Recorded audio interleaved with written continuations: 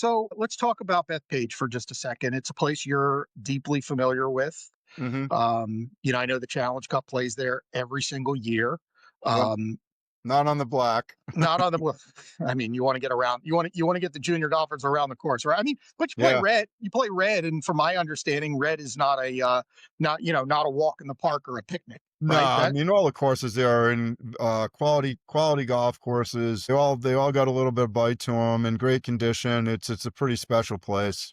What do you if it wasn't a Muni, right? Would you think Bethpage would still be considered as great as it is? Boy, that's a great question.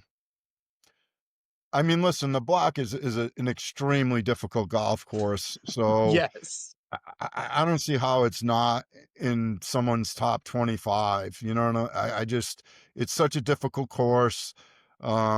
Well, You like what know, makes it? What do you think it makes it so difficult? It's not just the high rough, right? What makes it as difficult as it's it is? long. It's It's so it long. right. So the one thing the US will have an advantage is they can set the course up, any way they want it, right? And so typically when they have a major championship there, it's one of the longer courses that they'll play, and the rough is usually up, and you also have an element that's different than a lot of tournaments. I mean, you have the New Yorkers to deal with. I mean, that's just a Mm. fact. Yeah, I mean, you think it's going to be great? I mean, 50,000. How about this? Think about it in these terms. Are you going, by the way? I'm not. Okay, so And the reason I'm not is I went to Brookline, yeah, and um while it's a cool experience, it's very difficult to watch no, golf. it's not. It's well, I was about to say there's forget Sunday. Sunday, there's 12 groups on the course. It's singles. It's That's a little bit better, but the foursomes and the four ball, it's four. brutal. There's four groups on the golf course at any point for 2 days Right? and 50,000 fans. It's insane. Now, having said that, I posed this question to a friend of mine offline today. He said, by far, no question about it, worst golf watching experience I've ever had is at the Ryder Cup. I'd say that isn't too far off. The year I went, I met President Bush, so that was cool for me. I was a lot younger. Here's the turn. Top five golf experience I've ever had. Yeah, I would agree with that. Yeah. Yeah. So you just have to So, get your mindset as to what you're actually going to be doing there. You put the earphone on, you listen to the action, and you well, appreciate I went and when love I the went, I didn't get rewards. a chance to put the earphone on because Yeah. I ran into somebody every 5 steps I took. So it was like, "Hey, how's it going? How you been? What's going on?" You know. Yeah, it's so Um, funny. It's so funny that we sit here and we talk about the Challenge Cup and we don't mention Tim Petrovic and we don't mention Richie Waransky and I don't think we did Jim James Renner, Driscoll. James Driscoll. I mean, just so many that have come from New England Oh yeah, uh, yeah. over I mean, over over the and we years. haven't even gotten to the girls' side. You've got Megan, who's one of Yeah, the best players on the LPGA tour. I mean, yeah, Brittany Altamari. I mean, we had one year when you speak of the women's equivalent of the Ryder Cup, right? I mean, it was Brittany, it was Megan, and the girl from New York who played in our stuff, Cindy. Shoot.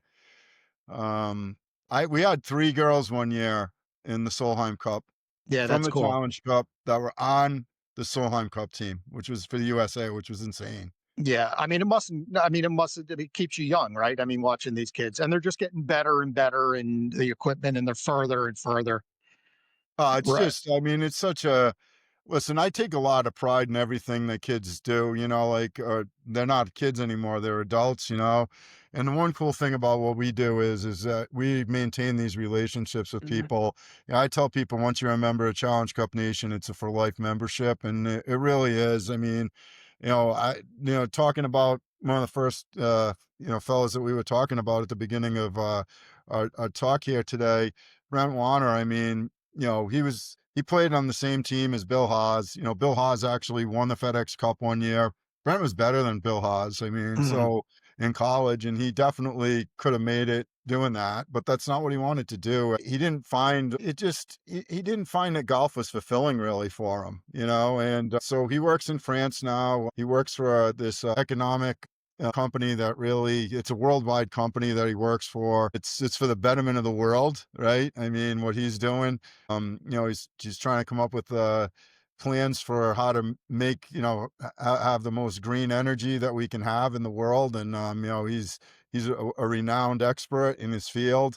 And like, I take as much pride in somebody doing something like that. I mean, you know, listen, before Matt Paziali blew up as a golfer, he was a firefighter, you know, still playing in, you know, some of our amateur tournaments and stuff like that. I mean, Matt and I have been good friends forever. And you know, I take pride in people living successful lives, you know, having families, enjoying life. I mean, that's really what life is all about, right? I mean, That's you it. know, enjoying the time that we're here. You know, we probably only get to do this for what we know. We probably only get to do this once, right?